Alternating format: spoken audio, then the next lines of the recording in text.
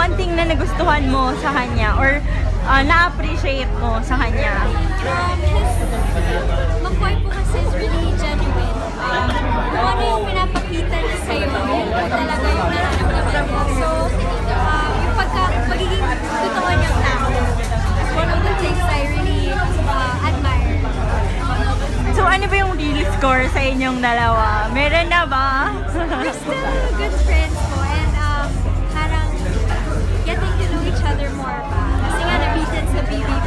So, ngayon sa outside world, mas kinikilala namin. So, constant yung communication yung dalawa? Yes po. So, ano na lang? Ano ba yung sweetest thing na nagawa niya na for you? Kahit nung nasa loob pa kayo ng bahay?